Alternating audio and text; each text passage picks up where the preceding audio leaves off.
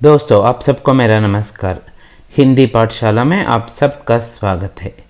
ಸ್ನೇಹಿತರೆ, ನಾವು ಒಂದು ಭಾಷೆನ ಮಾತಾಡಬೇಕು ಅಂದರೆ ನಮಗೆ ವಾಕ್ಯ ನಿರ್ಮಾಣ ಮಾಡೋದು ಗೊತ್ತಿರಬೇಕಾಗುತ್ತೆ.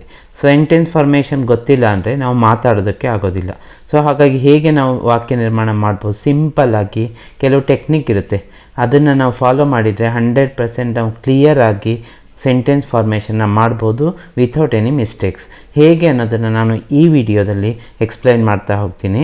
ಇಲ್ಲಿ ಕೆಲವು ಎಕ್ಸಾಂಪಲ್ಗಳನ್ನು ತಗೊಳ್ತಾ ಹೋಗ್ತೀನಿ.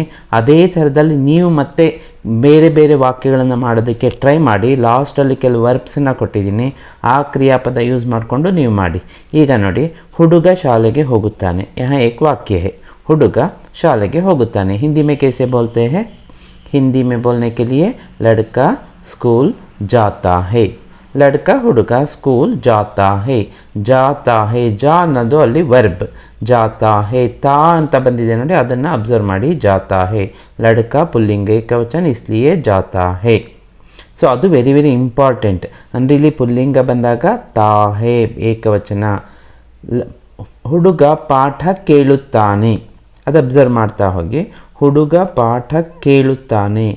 ಇಲ್ಲಿ ಏನು ಬರಬೇಕು? ಲಡ್ಕ. ಪಾಠ ಕೇಳುವುದಕ್ಕೆ ಸುನ್ ಅಂತ ವರ್ಬಿದೆ. ತಾ ಹೇ, ಸುನ್ತಾ ಹೇ. ಲಡ್ಕ ಪುಲ್ಲಿಂಗ ಏಕವಚನ, ಇಸ್ಲಿಯೇ ಸುನ್ತಾ ಹೇ. ತಾ ಹೇ ಆ್ಯಡ್ ಮಾಡಿ ನಾವು ಸೆಂಟೆನ್ಸ್ ಮಾಡಿದ್ದೀವಿ.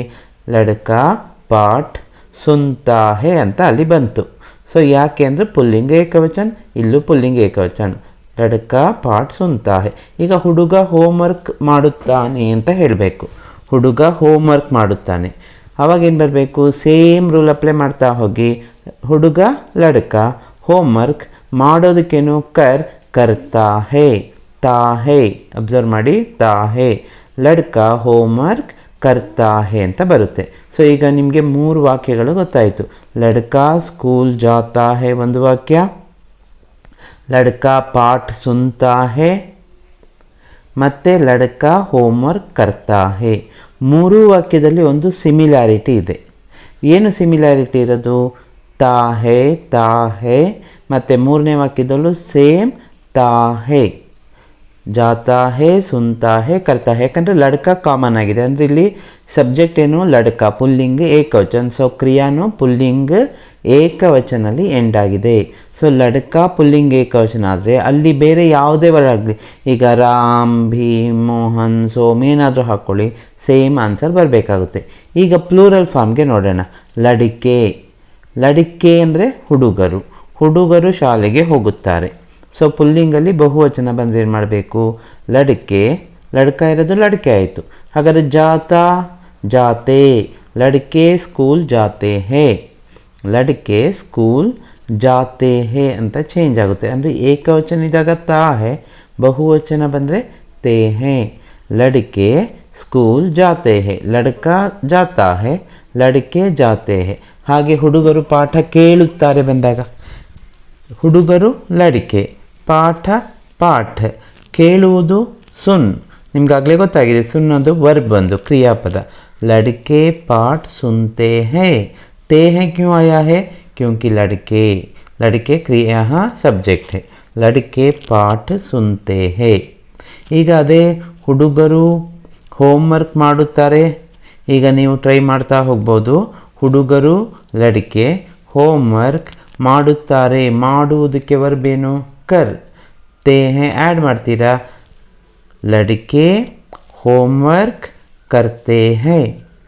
ಲಡಿಕೆ ಹೋಮ್ವರ್ಕ್ ಕರ್ತೆ ಹೇ ಅಂತ ಎಂಡ್ ಆಯಿತು.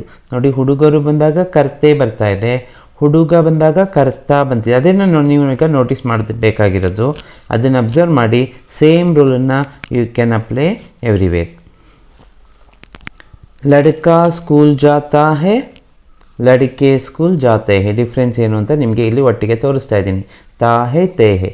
ಲಡ್ಕಾ ಪಾಠ ಸುನ್ತಾ ಹೇ, ಏಕವಚನ ಪುಲ್ಲಿಂಗ್. लड़के पाठ सुनते हैं, पुल्लिंग बहुवचन. लड़का होमवर्क करता है, लड़का करता है. लड़के होमवर्क करते हैं, पुल्लिंग बहुवचन. ತಾ ಹೇ, ತೇ ಹೇ ಎರಡು ಕ್ಲಿಯರ್ ಆದಮೇಲೆ ನಾವೀಗೇನು ಸ್ತ್ರೀಲಿಂಗನ ನೋಡಬೇಕಾಗುತ್ತೆ. ಅಂದರೆ ಏನಾದರೂ ಹುಡುಗಿ ಹೇಳಬೇಕಾದ್ರೆ ಸ್ತ್ರೀಲಿಂಗ ಬಂದಾಗ ಏನು ಮಾಡಬೇಕಾಗುತ್ತೆ?